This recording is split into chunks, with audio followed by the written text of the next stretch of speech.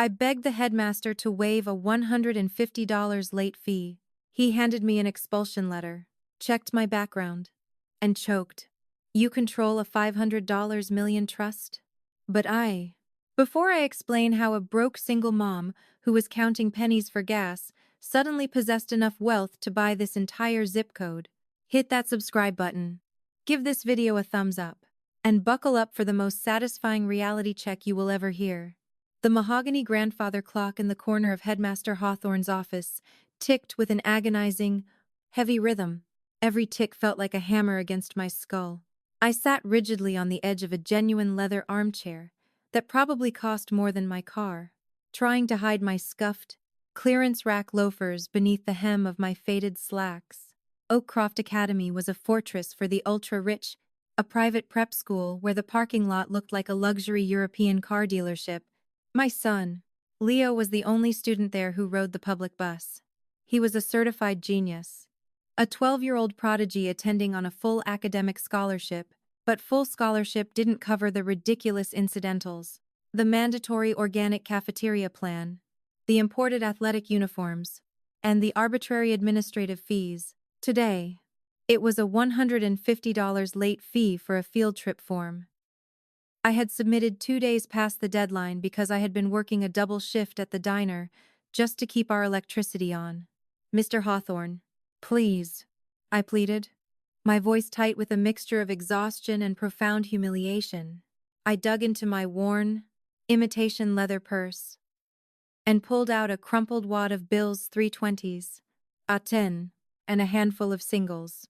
I have $83 right now. I get paid on Friday. I will give you the rest then. Just please don't penalize Leo. He's top of his class. Headmaster Richard Hawthorne didn't even look at the money. He sat back in his high-backed executive chair, steepling his impeccably manicured fingers. He was a man who reeked of generational wealth and expensive cedarwood cologne. His tailored Italian suit fit him perfectly, and the condescending sneer on his face was practically etched into his bone structure. Miss Hayes, Hawthorne Sahil, dragging out my name like it left a foul taste in his mouth. This is Oakcroft. We do not do payment plans for petty cash. We are not a public utility. Frankly, your constant financial struggles are becoming a drain on our administrative resources. It's just a late fee, I whispered, fighting the tears burning in my eyes. Leo's scholarship. Leo's scholarship is a courtesy that, quite frankly, many of our platinum-tier donor parents find highly objectionable. Hawthorne interrupted, his voice dropping to a smooth, icy whisper. He opened a manila folder on his desk and smoothly slid a piece of heavy, watermarked cardstock across the polished mahogany. I looked down. At the top, in bold, terrifying letters, it read, Notice of academic termination. My stomach plummeted into an endless abyss. The world tilted. An expulsion letter over $150. You can't do this. He has a perfect GPA. I can. And I just did. Hawthorne smiled. A cruel, satisfied curling of his lips. Oakcroft is for a certain caliber of family. Ms. Hayes, you do not fit the culture. You do not belong here. And neither does your son. I am terminating his enrollment effective immediately. I felt the blood drain from my face. I was suffocating. Leo's whole future, his dreams of Ivy League universities, destroyed by a petty, classist tyrant, because I was too poor to pay a manufactured penalty. Now Hawthorne continued breezily, turning his attention to his dual-monitor computer setup. As per Oakcroft's standard protocol for exiting families, I must run your social security number through our global financial vetting database. Our system links directly to the international Tier 1 banking network to ensure there are no outstanding liens or hidden assets we need to bill against before closing your file. I don't have any hidden assets. I choked out, wiping a stray tear. You know I have nothing. We shall see. The system is brutally thorough, he said smugly, his fingers dancing across his mechanical keyboard. Social security number. Please. Defeated, crushed, and trembling, I recited the 9 digits. Hawthorne typed them in with the careless arrogance of a man squashing an ant. He clicked the mouse. There. Once this clears, security will escort you out. Please do not make a C. Hawthorne never finished his sentence. Suddenly, a sharp, piercing, high-frequency ping echoed from his computer speakers. It wasn't the standard, soft chime of a completed file search. It was a restricted, priority-level banking alert. The main monitor on Hawthorne's desk flashed a brilliant, glaring gold and red. I watched as Hawthorne's eyes darted to the screen. For 3 agonizing seconds, there was absolute, dead silence in the room. The ticking of the grandfather clock seemed to stop. Then the physical transformation began. The smug, aristocratic color completely vanished from Hawthorne's tanned face, replaced by a sickening, translucent gray. His jaw slackened. Dropping open so far, he looked like a gaping fish. A thick bead of sweat instantly materialized at his hairline, tracking down his temple and ruining his perfectly styled hair. What? Hawthorne whispered. The word barely a breath. What is this? He leaned closer to the monitor, his nose almost touching the glass. His hands, previously steepled in supreme confidence, were now gripping the edge of his mahogany desk so hard, his knuckles turned bone white. The expensive leather chair squeaked in protest as his entire body began to violently tremble. "Mr. Hawthorne?" I asked, my voice shaky, suddenly terrified that I had somehow triggered a fraud alert. Did someone steal my identity? Was I going to jail? Is something wrong? I swear, I just have my checking account. I don't owe any other banks. Shut up, gasped. But it wasn't a command. It was a plea. He sounded like a man who had just looked over the edge of a cliff and realized he was falling. He frantically grabbed his mouse, clicking wildly. His hand was shaking so severely that the mouse rattled loudly against the wooden desk. Click, click, click. He opened a secondary window, then a third, authenticating the data through the global banking portal. Every new screen seemed to hit him like a physical punch to the gut. "This is impossible," he muttered, his breathing turning into shallow, ragged gasps. He looked at me, but his eyes were wide, bloodshot, and filled with a raw, primal terror. He wasn't looking at a broke single mom anymore. He was looking at a ghost. A monster. A god. "Miss Hayes," Hawthorne choked out, his voice cracking like a terrified teenager's. He swallowed hard, visibly struggling to force the words past the lump in his throat. The global verification system, it's flagging a restricted offshore holding company. I don't know what that means. I cried out, panic rising in my chest. I don't have an offshore anything. I can't even afford a trip to Florida.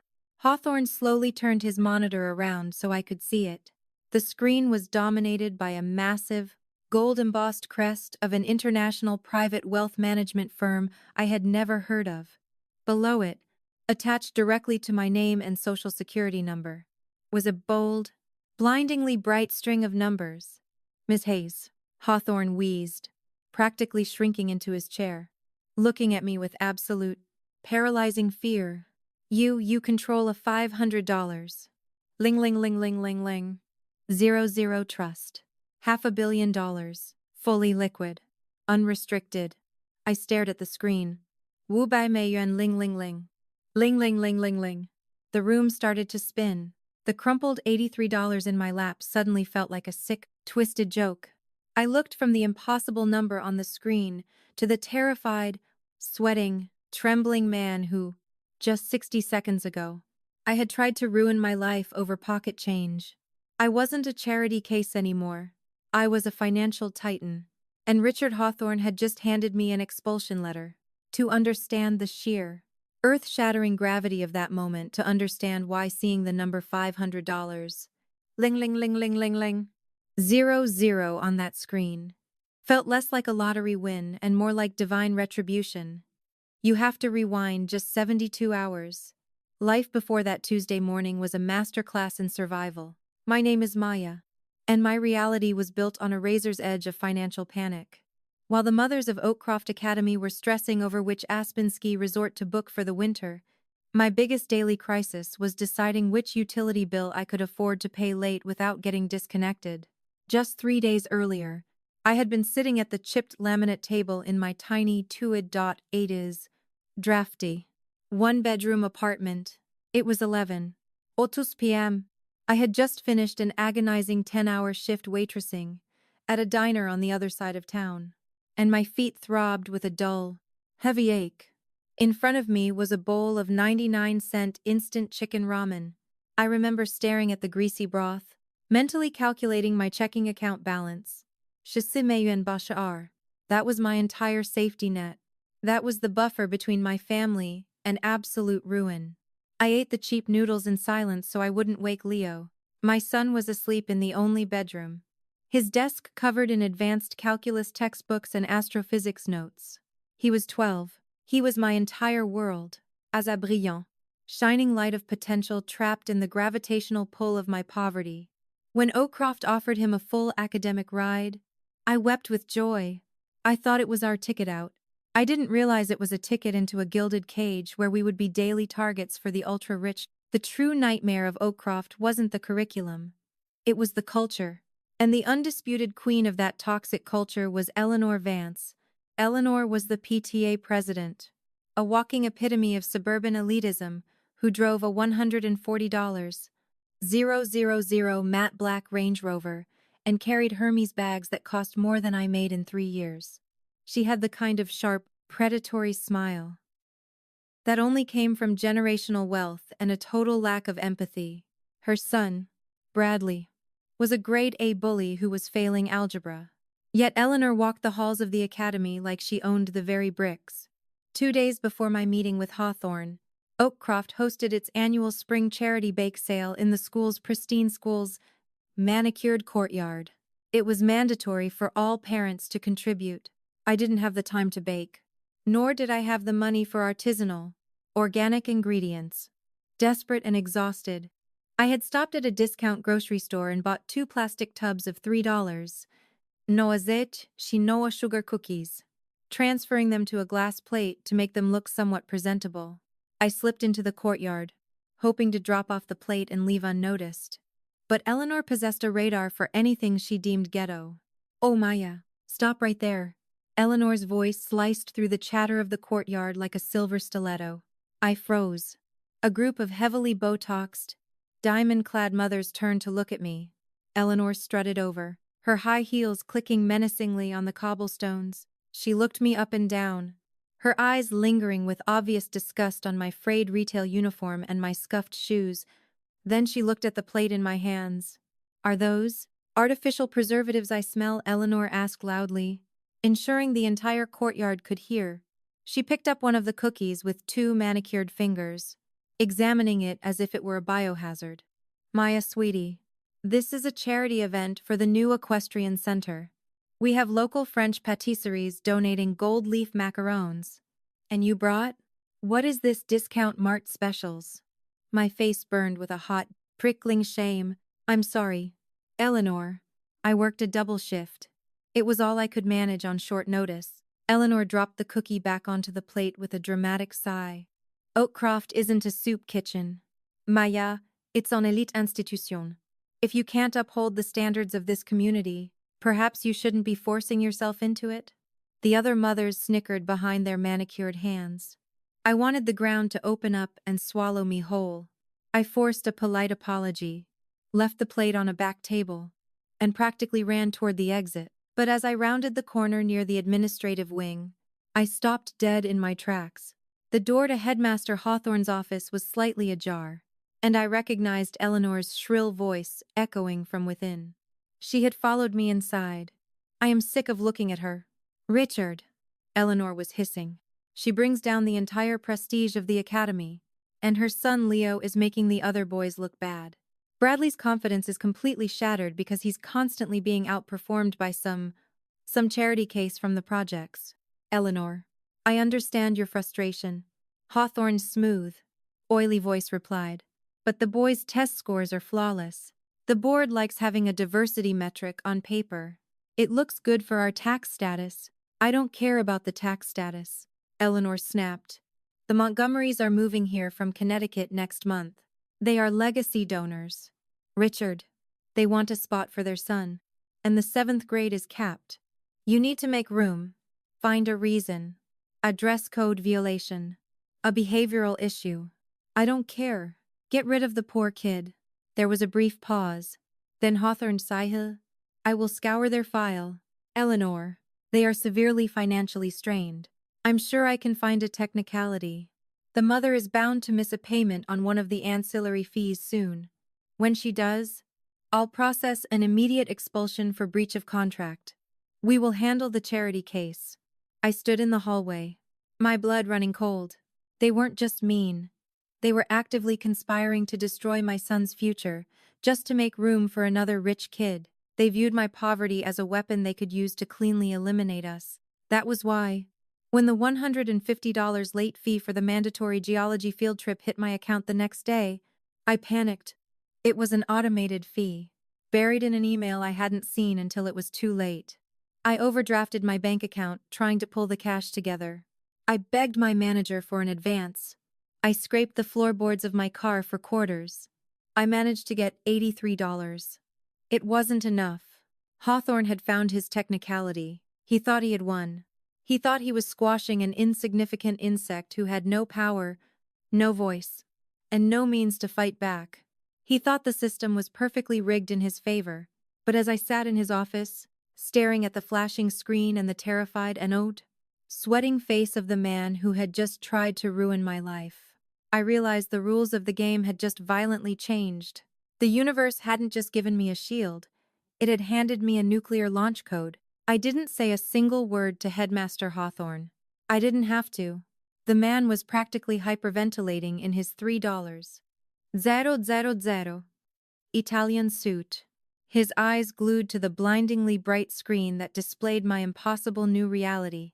I slowly reached across his mahogany desk, picked up my crumpled $83, and walked out of the office. My mind was completely blank. Caught in a bizarre state of sensory overload, I walked through the gilded halls of Oakcroft Academy like a ghost.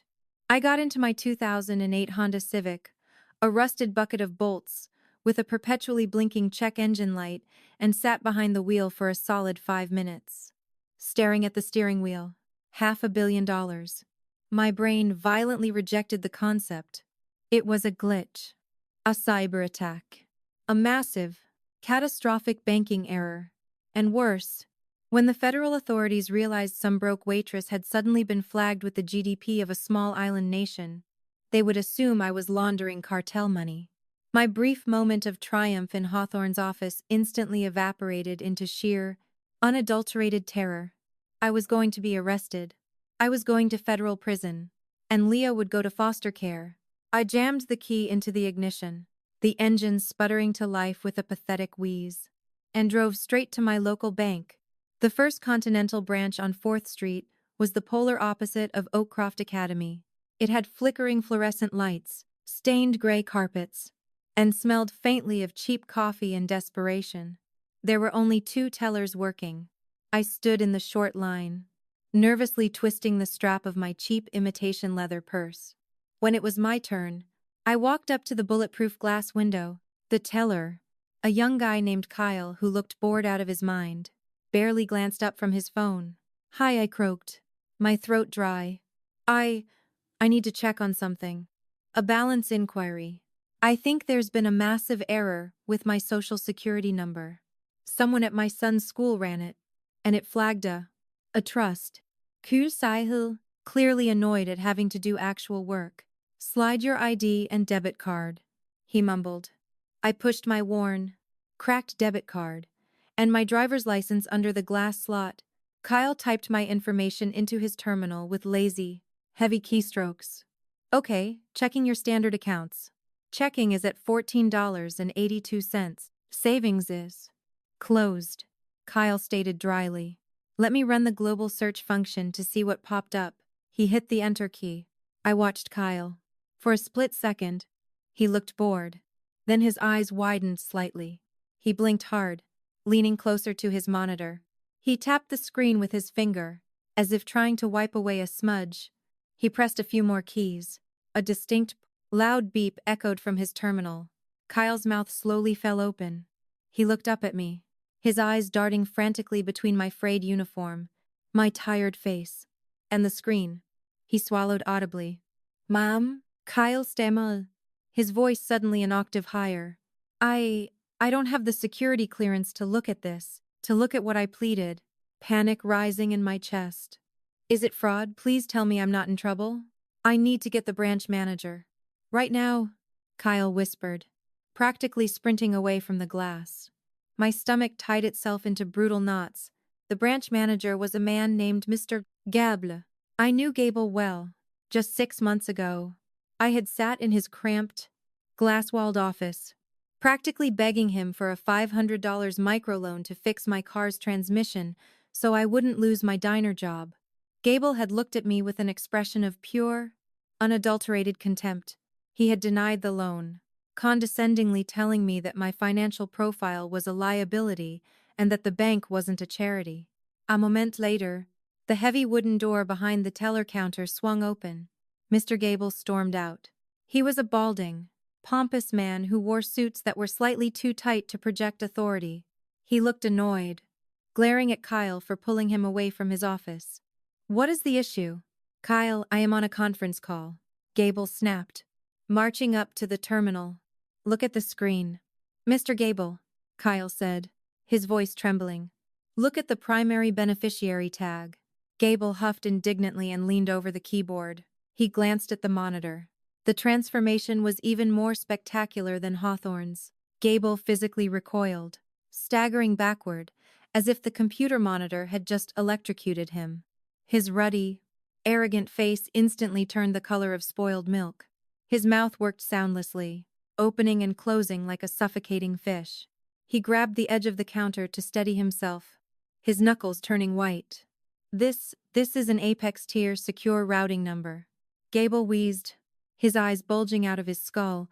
He slowly looked up through the glass at me. All the contempt, all the arrogance he had shown me 6 months ago was utterly obliterated, replaced by a look of profound, terrifying awe. Gable didn't just walk out from behind the counter. He practically teleported. He rushed through the security door and into the main lobby, bypassing the line of waiting customers. He stopped 3 feet in front of me and, to the absolute shock of everyone in the bank, he bowed.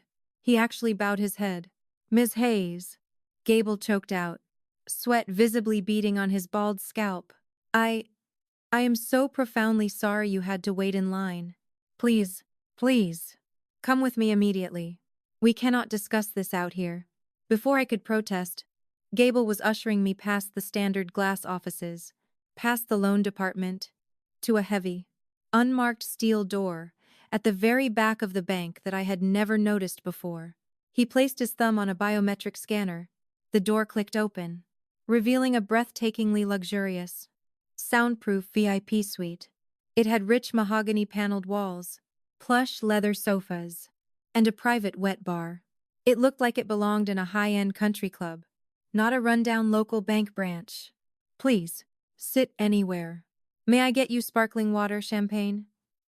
A private security detail, Gable babbled frantically, hovering over me as I sank into the expensive leather couch.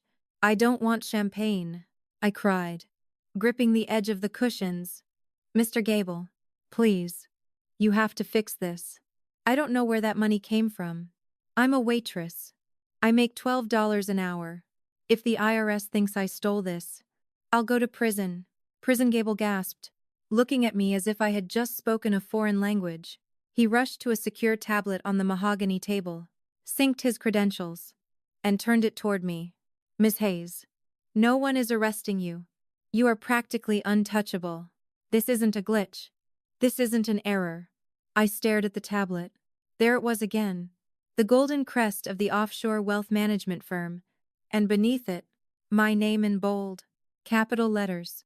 I personally authenticated the routing network just now, Gable whispered, his voice shaking with a terrifying reverence. Ms. Hayes, this is a fully vested, legally ironclad offshore trust. You are the sole, uncontested beneficiary. You possess a verified, unencumbered liquid balance of exactly $500. Ling ling ling ling ling ling. 00. My vision swam. But from who, why, how? The trust was activated 72 hours ago due to a primary trigger event, the passing of the original benefactor, Gable explained, pulling out a handkerchief to dab the sweat pouring down his face. The bank system shows a courier is already en route to this exact branch. An estate attorney. He's here to explain everything. I sat in the soundproof Billionaire's vault, my heart hammering against my ribs like a trapped bird. $500 million. It was real. The money was real. Now I just needed to find out which ghost had just handed me the keys to the world. I sat in that soundproof vault for what felt like an eternity, staring at the golden crest on the tablet. Gable, the man who had previously looked at me like a cockroach under his shoe, was now hovering in the corner of the room, practically holding his breath so as not to disturb me. He had offered me everything from a private security escort to a direct line to the bank's CEO. I declined it all. I just needed answers. 10 minutes later, the heavy biometric door hissed open. The man who walked in didn't look like a local attorney. He looked like he had just stepped off a private jet from Geneva. He was impeccably dressed in a bespoke charcoal pinstripe suit, his silver hair perfectly styled, carrying a sleek, zero Halliburton titanium briefcase. He possessed an aura of absolute, terrifying competence. "Mr. Gable, you are dismissed," the man said. His voice wasn't loud, but it carried the chilling weight of unquestionable authority.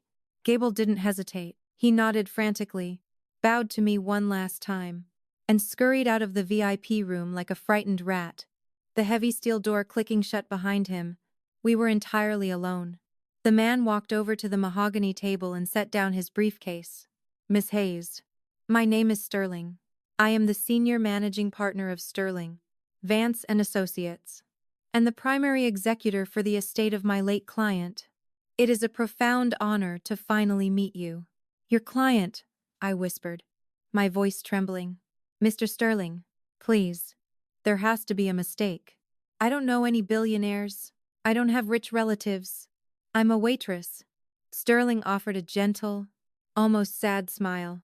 He popped the latches on his titanium briefcase and pulled out a single, thick envelope made of heavy parchment.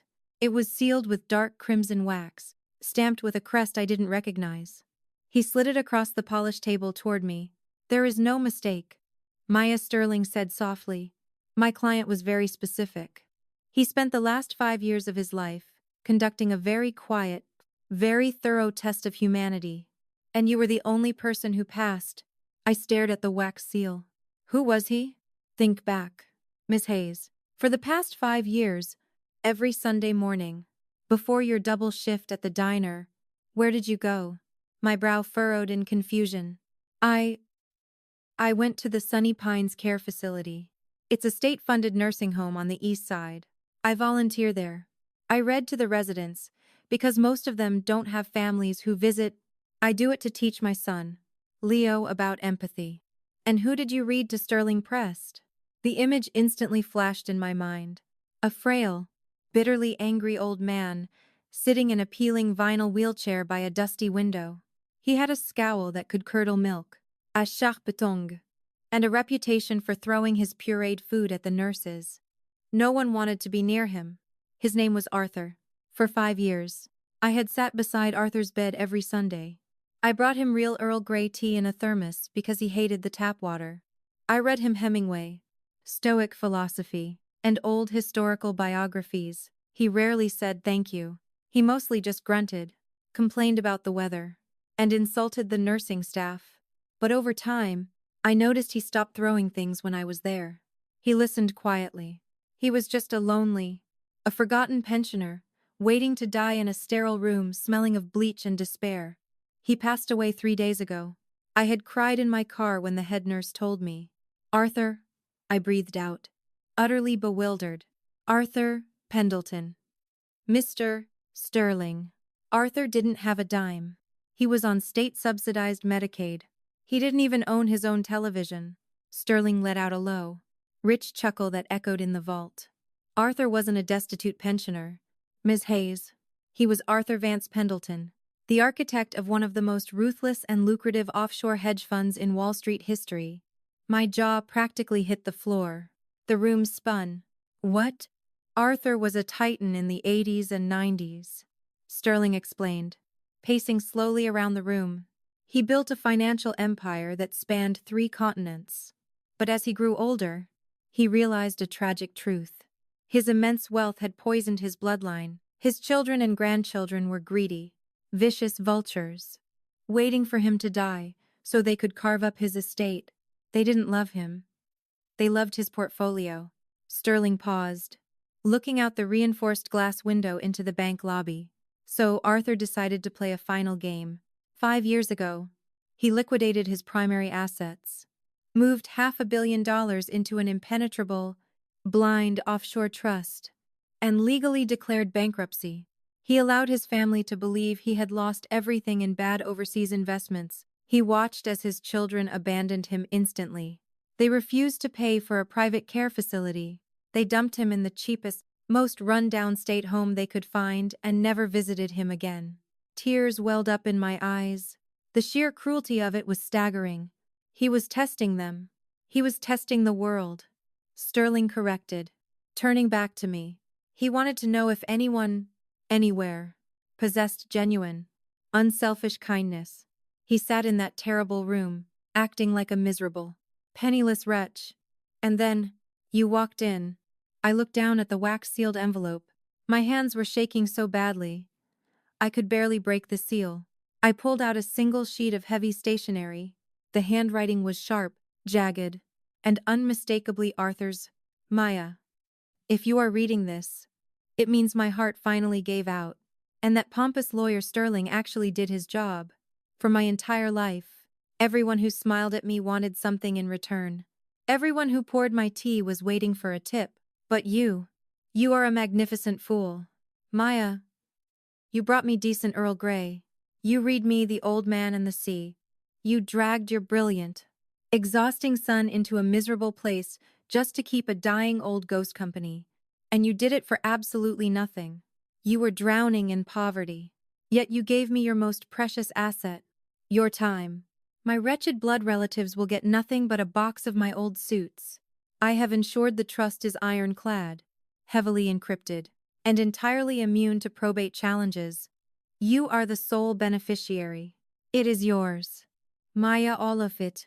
Use it to give Leo the empire he deserves. And if anyone tries to look down on you again, I expect you to crush them. Thank you for the tea. A.P. A single tear slipped down my cheek, splashing onto the heavy parchment. I wasn't just holding a letter, I was holding a testament to the absolute strangest, most beautiful twist of fate in the universe. The simple act of reading a book to an angry old man had completely rewritten the trajectory of my bloodline. The funds are entirely liquid, post-tax, and clean, Sterling said, interrupting my thoughts. He reached into his briefcase one last time. He pulled out a sleek, matte black rectangular box and opened it. Inside, resting on black velvet, was a solid, heavy metal card. It didn't have a limit. It didn't have restrictions. It was a VIP black card, inlaid with a microscopic gold chip. Your new reality. Ms. Hayes, Sterling said softly, sliding the box toward me. I reached out and touched the cold metal of the card. The moment my fingers brushed it, something inside me fundamentally shifted.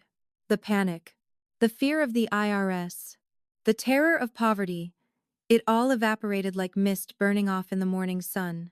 It was replaced by a cold, solid, impenetrable core of absolute certainty.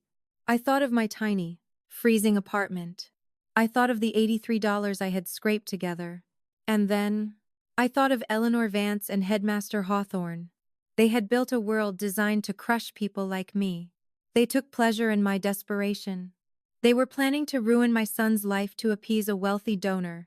They thought I was a helpless pawn on their gilded chessboard. I picked up the black card. It felt heavier than it looked. Mr. Sterling, I said, my voice completely devoid of its previous trembling. It was calm, icy and sharp. Yes, Maya. The Oakcroft Academy is holding its annual Founders Gala this Friday, I said, staring at my reflection in the dark metal of the card. I need you to look into the corporate ownership structure of the land the Academy is built on. I want to know who owns the dirt under Headmaster Hawthorne's feet. Sterling's eyes gleamed with a sudden, predatory respect. He smiled. Consider it done. What are you planning? I carefully placed the black card into my cheap, scuffed, imitation leather purse. I'm going to a party. And I'm going to take Arthur's advice. For the next 3 days, I lived a bizarre, intoxicating double life. I didn't immediately rush out and buy a sprawling mansion in the hills or a fleet of Italian sports cars. I didn't quit my job at the diner. I simply called in sick, wanting the time to sit in my tiny, drafty apartment and watch Leo do his homework, marveling at the fact that his entire life was now secured. The heavy, gold-inlaid black card sat in my cheap imitation leather purse like a dormant explosive. I didn't touch it. I was waiting for Friday. I was setting a trap. Sterling, my new attorney, had worked with terrifying speed. Within 48 hours, he hadn't just looked into the land Oakcroft Academy was built on. He had executed a hostile, untraceable cash buyout of the entire commercial real estate holding company that owned it. The Oakcroft Founders Gala was the crown jewel of the town's elite social calendar.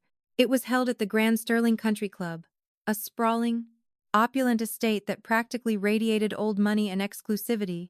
Normally, scholarship parents were expected to attend the gala only in the capacity of unpaid volunteers, checking coats or handing out auction paddles. Tonight, I was attending as a guest.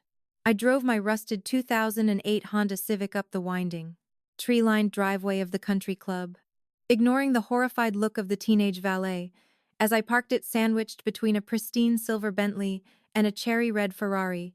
I didn't wear designer couture. I wore a simple, $40 navy blue dress I had bought off a clearance rack 2 years ago. Paired with my scuffed black flats, I wanted them to see me exactly as they always had. I wanted to give them one final, définitive test. The grand ballroom was a breathtaking spectacle of excess. Massive crystal chandeliers cast a warm, golden glow over hundreds of the city's wealthiest residents. Waiters in crisp white tuxedos glided through the crowd, carrying silver trays of beluga caviar and vintage champagne. The air was thick with the scent of expensive perfumes and the arrogant, loud laughter of people who believed they owned the world. It took exactly 4 minutes for the vultures to circle. I was standing near a massive ice sculpture of the Oakcroft crest, sipping a glass of sparkling water, when a harsh, familiar voice sliced through the ambient jazz music. Well, well, I suppose security is just letting anyone wander in off the street these days. I turned. Eleanor Vance was strutting toward me, flanked by 3 of her most loyal, diamond-draped PTA disciples. Eleanor was wearing a custom, emerald green silk gown that probably cost more than my college tuition. Draped over her forearm was a brand new, exotic leather handbag. She looked me up and down, her perfectly manicured lip curling into a sneer of pure, unfiltered disgust. Maya Eleanor Saihu, stopping a few feet away, treating me like a bad smell she had just stepped in. I didn't realize they were allowing the kitchen staff to mingle with the donors this year. Or did you get lost looking for the service elevator? Her disciples giggled, hiding their smirks behind crystal champagne flutes. I'm here for the auction. Eleanor, I said evenly, keeping my voice perfectly calm. Eleanor burst into genuine, theatrical laughter. The auction. Oh, honey, this isn't a discount thrift store. The opening bids for the silent auction start at $10,000. She aggressively shifted her arm, practically shoving her new handbag into my line of sight. My husband bought me this Birkin bag for $15,000 just for tonight. You couldn't even afford to breathe the air in the boutique. You don't belong here, Maya. You are an eyesore. Before I could respond, a heavy hand clamped down on my shoulder, gripping it tight enough to bruise. Ms. Hayes. A low, venomous voice hissed in my ear. I turned my head to see Headmaster Richard Hawthorne. He was wearing a bespoke tuxedo, his silver hair perfectly slicked back, but beneath the polished exterior, his eyes were burning with a frantic, hateful energy. He practically dragged me away from Eleanor's circle, pulling me into a dimly lit alcove near the kitchen doors. What do you think you are doing here? Hawthorne spat, his pristine veneer cracking. Are you out of your mind? I looked at him calmly. I'm a parent at this school. Richard, I'm attending the gala. You are a trespasser. He sit. his face turning red. I tilted my head, studying him. You didn't seem this aggressive on Tuesday, Richard. In fact, if I recall correctly, you were sweating through your Italian suit and shaking like a leaf when you looked at my financial profile. Hawthorne's eye twitched. For the past 3 days, I had wondered how a man like him would process the impossible reality he had witnessed on his computer screen. Now, looking at his manic, arrogant expression, I had my answer. His ego had completely overwritten his reality. Do you think I'm an idiot? Hawthorne sneered, leaning in close, his cedarwood cologne suffocating me. I had our IT department scrub the entire verification network the second you left. They confirmed a massive, system-wide routing error in the Tier 1 database. A cyber glitch. Some crossing of wires with a European server. He laughed. A cruel, mocking sound. For a split second, I actually thought, but no, the universe doesn't work that way. Ms. Hayes, waitresses don't become billionaires overnight. You are still exactly what you were on Tuesday, a broke, desperate charity case who can't even afford a $150 late fee. Is that what you tell yourself to sleep at night? I asked, my voice barely above a whisper, entirely devoid of fear.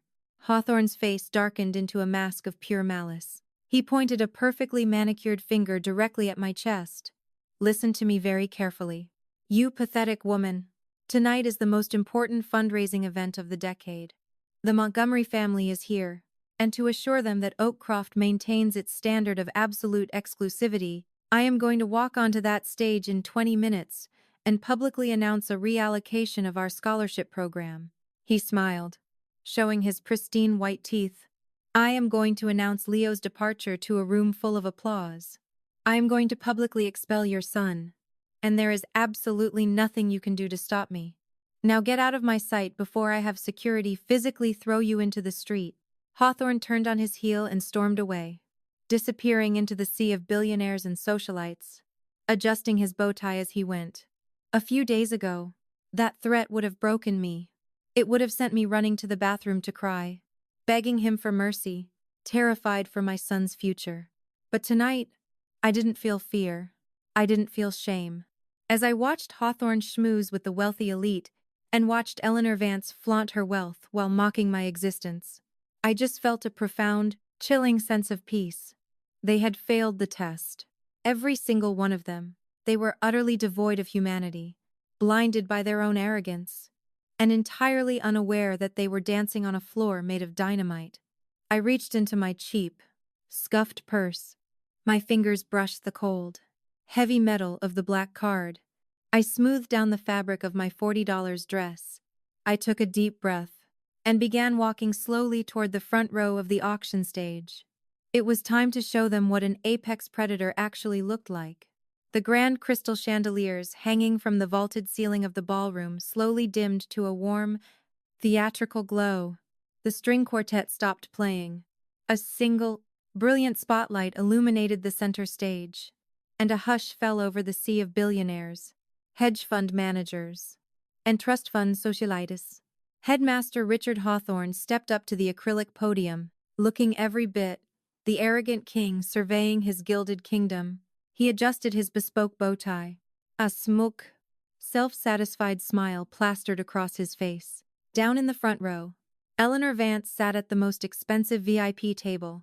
She was sipping vintage champagne. Herr $15. 00000 Birkin bag resting proudly on its own velvet-cushioned chair. She looked at Hawthorne with adoring reverence. I stood in the center aisle, just 20 feet away from the stage. My $40 clearance rack dress contrasted so violently with the surrounding sea of designer couture that a few guests were openly pointing and whispering. But I didn't care. I felt absolutely nothing but the cold, heavy weight of the metal black card in my hand. Hawthorne tapped the microphone. Ladies and gentlemen, distinguished alumni, and esteemed donors, welcome to the Oakcroft Founders Gala. His smooth, oily voice echoed through the massive room. Thunderous applause erupted. Hawthorne raised a hand to quiet them. Oakcroft is not just a school, it is a dynasty. But for 50 years, We have leased these magnificent 70 acres from an anonymous commercial holding company. Tonight, that changes. Tonight, we launch the Founders Vision Initiative. He leaned into the microphone, his eyes gleaming with greed. Our goal is to purchase the very ground beneath our feet, securing our absolute sovereignty for generations to come. To do this, we need to raise a monumental $50. Ling ling ling ling ling ling. 00 tonight just to secure the down payment. The crowd cheered wildly.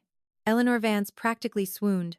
But sovereignty isn't just about owning land, Hawthorne continued, his voice dropping into a serious, conspiratorial tone. It is about protecting our culture. It is about ensuring our elite standards remain uncompromised.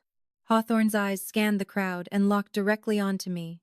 The smug smile returned, sharper and more vicious than before. He was actually going to do it.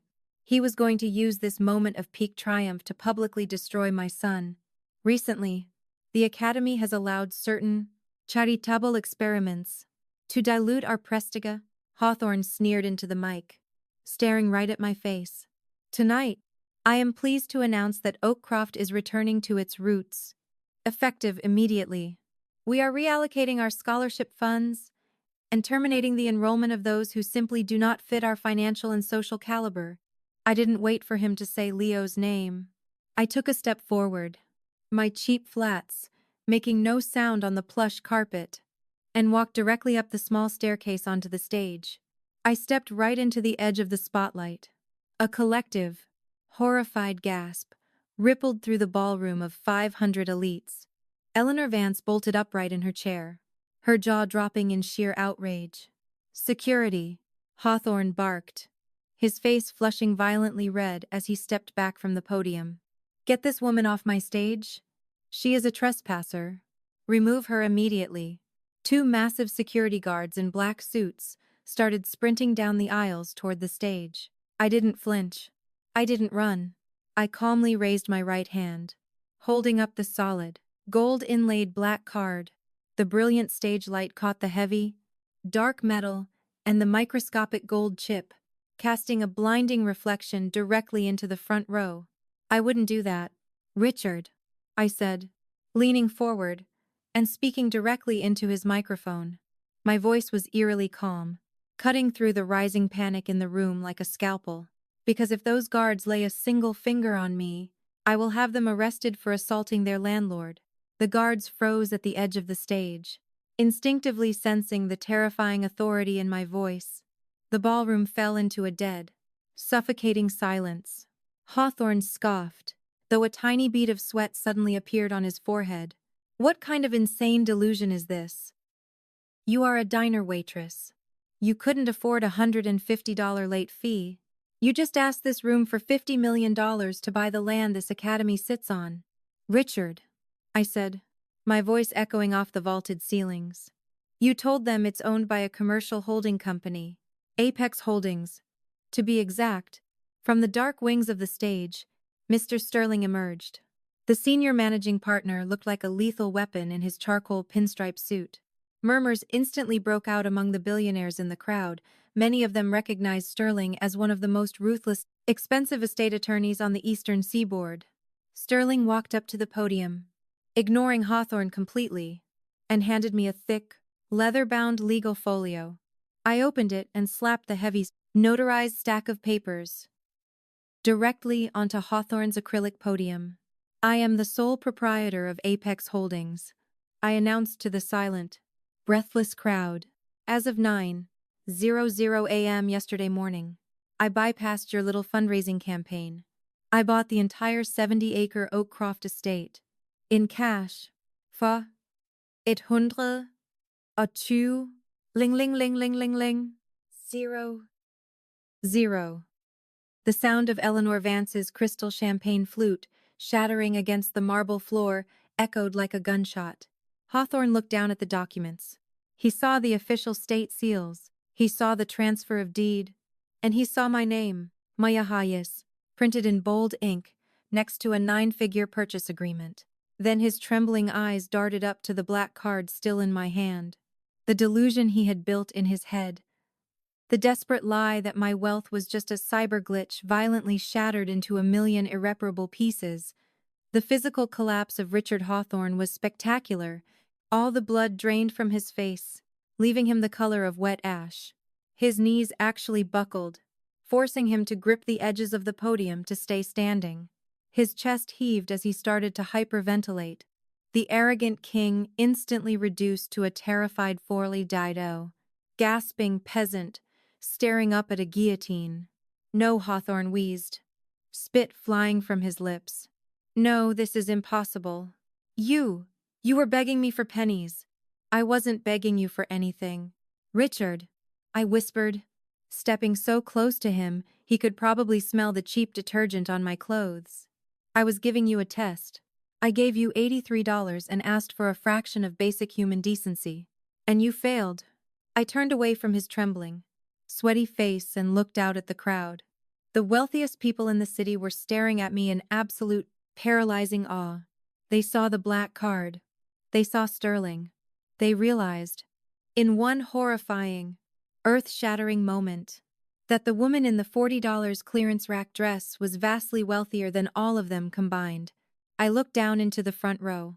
Eleanor Vance was clutching her throat, her face completely pale, her eyes wide with a terror so pure it belonged in a horror movie. Herr $15. 000 bag looked like a cheap toy compared to the financial nuclear bomb I had just detonated. I leaned back into the microphone. The silence in the room so absolute you could hear a pin drop. "I own the academic buildings," I stated, my voice echoing with absolute supremacy. "I own the athletic fields. I own the VIP parking lot.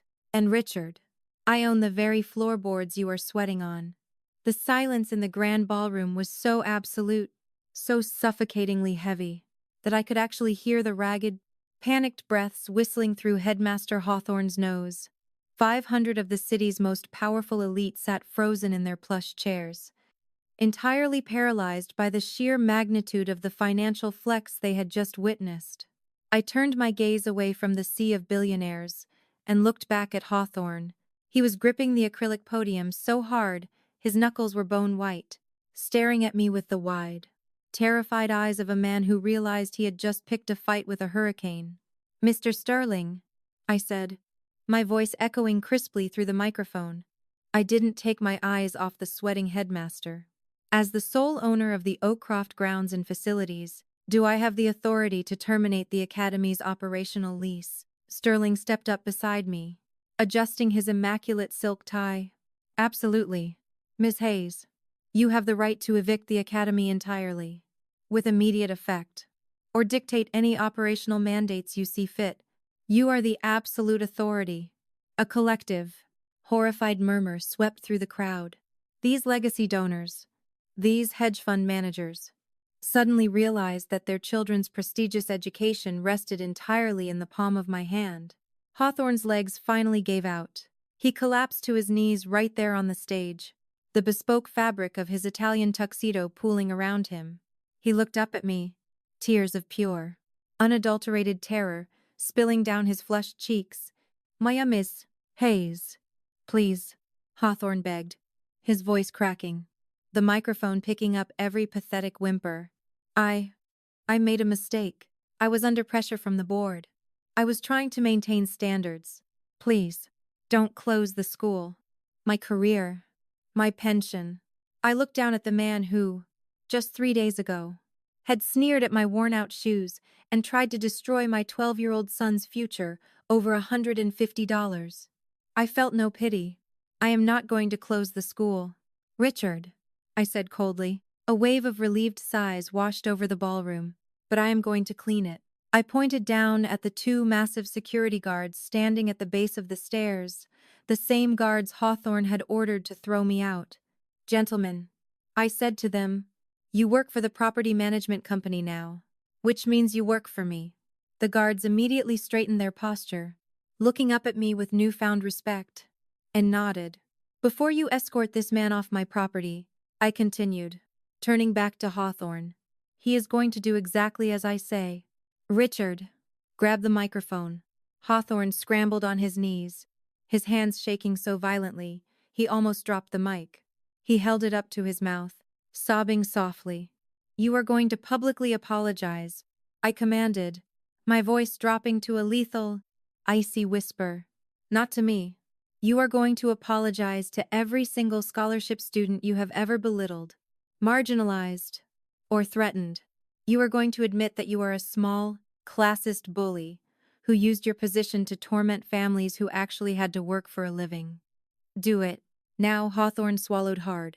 He looked out at the sea of wealthy donors, the people he had spent his entire life trying to impress. They were staring back at him with a mixture of shock and utter disdain. He had nowhere to run. I apologize." Hawthorne choked out, tears dripping from his chin onto his expensive shirt collar. I am a bully. I unfairly targeted Leo Hayes and other scholarship students. I abused my power to appease the wealthy. I am so sorry." The humiliation radiating from him was palpable. It was a complete, ego-shattering destruction. "Thank you, Richard," I said calmly. "You are officially fired. Leave your keys on the podium. If you ever set foot on my property again, I will have you arrested for trespassing." I nodded to the guards.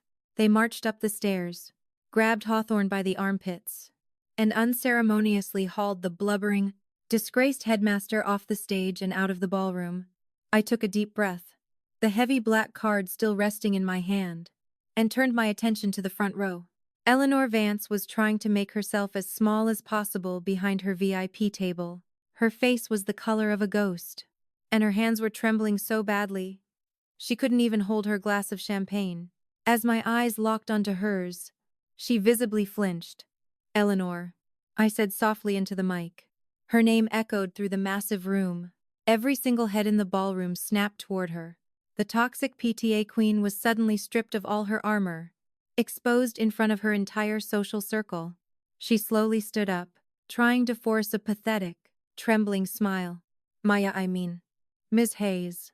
Eleanor stammers, her shrill voice completely gone, replaced by a desperate, high-pitched squeak. I always knew you had such a strong spirit. I think there's just been a terrible misunderstanding between us." "There was no misunderstanding, Eleanor." I cut her off. "You tried to weaponize my poverty against my child, so your underperforming son could take his spot. You thought your $15,000 purse gave you the right to treat people like garbage?" Eleanor opened her mouth to speak, but no words came out. She was shaking like a leaf in a hurricane. Effective immediately. "You are stripped of your PTA presidency," I announced, ensuring every elite mother in her clique heard me loud and clear. "Your VIP parking spot is permanently revoked. And while I won't punish your son for his mother's cruelty, you are officially banned from all school functions, galas, and board meetings. You are nothing but a guest on my property. Do we understand each other?" Eleanor looked around, silently begging her wealthy friends for support. But they all looked away. In the brutal world of high society, power was everything. And right now, I was the sun, and Eleanor had just been cast into absolute darkness. She let out a strangled, humiliating sob, grabbed her pathetic $15 Libu Birkin bag, and practically ran out of the ballroom, her high heels clicking frantically on the marble floors. Her reign of terror was over forever. I looked back out at the stunned crowd. "The auction is cancelled," I said calmly. "The open bar is now fully funded by Apex Holdings. Have a wonderful evening." I walked off the stage to absolute, stunned silence. Mr. Sterling right behind me. We walked out the grand front doors of the country club, leaving the wreckage of the elite hierarchy burning behind us. I got into my rusted 2008 Honda Civic, the engine sputtering to life, and drove home. Life changed drastically after that night, but not in the way most people would expect. I didn't buy a massive mega mansion or a fleet of sports cars. I bought a beautiful, secure, 4-bedroom home in a quiet neighborhood with a big backyard. I bought a safe and reliable Volvo, so I wouldn't have to worry about breaking down on the highway. I quietly set up a $50 ling ling ling ling ling ling 00 blind scholarship fund in Arthur's name. ensuring that no gifted child at Oakcroft would ever have to pay a dime for uniforms, lunches, or late fees ever again. Leo stayed at Oakcroft. Without Hawthorne and Eleanor poisoning the well, the culture of the school rapidly shifted. He thrived, his brilliant mind finally free from the shadow of our financial stress. As for me, I quit the diner. But I didn't stop working. I started a foundation dedicated to funding state-subsidized nursing homes, making sure the forgotten elderly had decent food, comfortable beds, and someone to read to them. Every Sunday, I still pour a thermos of real Earl Grey tea. I sit in my beautiful garden, look up at the sky, and silently thank the grumpy, brilliant old billionaire who saw something in a broke waitress that no one else did. I didn't just inherit his money, I inherited his lesson. Wealth is a weapon, and true power isn't about crushing the weak, it's about destroying the bullies who think they are untouchable. What would you do if you suddenly realized you had the financial power to fire your biggest bully and buy the ground they walked on? Let me know in the comments below. Don't forget to hit that like button, subscribe to the channel, and ring the notification bell for more insane stories of hidden fortunes and epic karma. Until next time, stay humble and keep reading to the elderly. You never know who is listening.